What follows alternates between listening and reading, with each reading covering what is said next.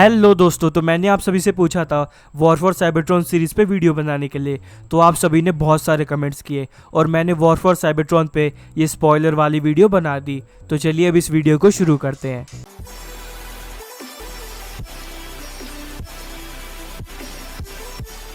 तो जिन लोगों को नहीं पता मैं बता दूं कि नेटफ्लिक्स पर एक एनिमेटेड सीरीज़ आने वाली है जिसका नाम है ट्रांसफॉर्मर्स वॉर फॉर साइबरट्रॉन, जो कि एक ट्रांसफॉर्मर्स की एनिमेटेड सीरीज़ है। इसमें हमें ये बताया जाएगा कि साइबरट्रॉन प्लैनेट पर ऑटोबॉट्स और डिसेप्टिकॉन की लड़ाई हुई क्यों थी। और कई लोगों ने मुझे इसकी रिलीज डेट के बारे में भी पूछा और मैंने सर्च किया तो मुझे पता चला कि ये रिलीज़ होने वाली है जून 2020 में। असल में जब इसका ट्रेलर आया था तब इसकी रिलीज डेट जून 2020 की थी और उसके बाद लॉकडाउन स्टार्ट हो गया और लॉकडाउन स्टार्ट होने के बाद से इस पर कोई भी अपडेट आया नहीं है। तो मुझे लगता नहीं है कि ये जून में भी रिलीज़ होगी।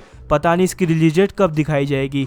और वैसे इसका प्लस पॉइंट ये है कि इसका एनिमेशन काफ़ी अच्छा है। अगर हम इसके एनिमेशन पे ध्यान दें तो हमें पता चलेगा कि इसका एनिमेशन काफ़ी हद तक ट्रांसफॉर्मर्स प्राइम सीरीज़ से मिलता जुलता है। और हमें मालूम है कि ट्रांसफॉर्मर्स प्राइम सीरीज़ कितनी अच्छी थी और उसका एनिमेशन भी बहुत ही अच्छा था।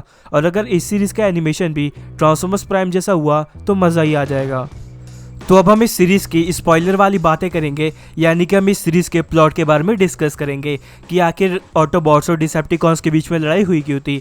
लेकिन ये स्टार्ट करने से पहले मैं आपको बता दूं कि पहली बात तो ये सीरीज़ अभी तक आई नहीं है और किसी ने देखी भी नहीं है, तो हम सिर्फ अंदाज़ा ही लगा सकते हैं। तो इसके बारे में हमें ट्रांसफॉर्मर्स प्राइम सीरीज़ में बता दिया गया था कि साइबरट्रॉन प्लैनेट पर करप्शन और क्राइम बहुत ही ज़्यादा बढ़ गया था। तो एक ट्रांसफॉर्मर था जिसका नाम था मेगाट्रॉन, उसने अपनी एक टीम बना ली थी जिसे कि वो डिसेप्टिकॉन नाम देता था। और उसका एक कहना था कि सभी को बराबर का हक मिलना चाहिए और जितने भी लोग क्राइम करते हैं उन्हें जेल में डाल देना चाहिए। और उसकी इसी सोच से प्रभावित होकर ये सारे के सारे लोग यानी कि ट्रांसफॉर्मर ने डिसेप्टिकॉन की टीम ज्वाइन कर ली थी। और ओराइन पैक्स नाम के एक ट्रांसफॉर्मर ने भी उसकी टीम ये ज्वाइन कर ली थी और उसका एक बहुत ही अच्छा दोस्त बन गया था, क्योंकि वो भी अपने प्लेनेट पर हो रहे करप्शन से बहुत ही ज़्यादा दुखी था।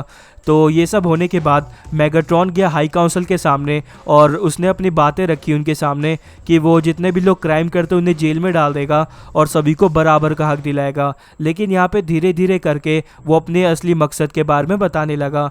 तो मेगाट्रॉन की बातें सुनने के बाद हाई काउंसिल को ये लगा कि अगर मेगाट्रॉन प्राइम बन गया तो पहली बात तो ये कि ये पूरे के पूरे प्लेनेट पर लड़ाई छिड़वा देगा और ये खुद ब खुद पूरे प्लेनेट का राजा बन जाएगा और जो कोई भी इसके खिलाफ बोलेगा ये उसे जान से मार देगा। इसलिए हाई काउंसिल को ये लगा कि मेगाट्रॉन प्राइम बनने का हकदार नहीं है। उसके बाद ओराइन पैक्स वहाँ पे आया और उसने भी सिमिलर बातें की। लेकिन यहाँ पे ओराइन पैक्स का मानना ये था कि किसी भी लड़ाई को जीतने के लिए खून खराबा करने की जरूरत नहीं है। यानी कि यहाँ पे हम ये मान सकते हैं कि ओराइन पैक्स same to same Gandhi ji जैसे बातें कर रहा था। और ये देखते ही हाई काउंसिल को ये लगा कि ओराइन पैक्स ही प्राइम बनने का हकदार है और उन्होंने डिसाइड कर लिया कि ओराइन पैक्स ही प्राइम बनेगा, जिस पे मेगाट्रॉन वहाँ से चला गया और उसे बहुत गुस्सा आया। उसे इतना गुस्सा आया कि उसने अपनी डिसेप्टिकॉन की टीम के साथ पूरे के पूरे प्लेनेट पर जंग छेड़ दी और इसे ही कहा जाता है वॉर फॉर साइबरट्रॉन।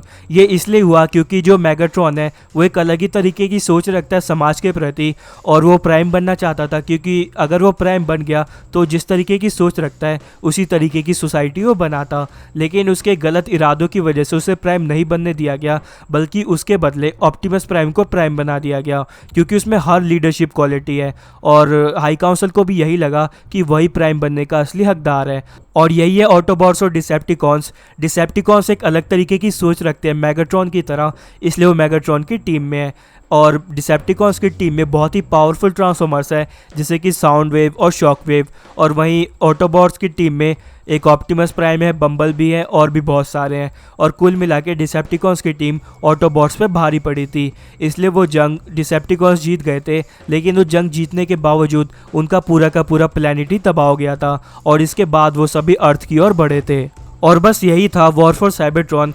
अब आपको पता चल गया होगा कि वॉर फॉर साइबरट्रॉन क्यों हुआ था, क्योंकि एक साइड थे ऑटोबॉट और दूसरी साइड डिसेप्टिकॉन्स। डिसेप्टिकॉन्स का लीडर था मेगाट्रॉन, जो कि अलग ही तरीके की सोच रखता है और ऑटोबॉट्स एक अलग ही तरीके की सोच रखते हैं और दोनों अपनी सोच के हिसाब से अपने प्लेनेट को चलाना चाहते थे। इसलिए दोनों के बीच में लड़ाई हुई और ये लड़ाई इतनी ज़्यादा बड़ी थी कि पूरा का पूरा प्लेनेट इसमें इन्वॉल्व था और उनका पूरा का पूरा प्लेनेट इस लड़ाई में ख़त्म हो गया। वैसे ऐसा ज़रूरी नहीं है कि मैंने जो आपको इस वीडियो में बताया है वही हमें वॉर फॉर साइबरट्रॉन सीरीज में दिखाया जाएगा।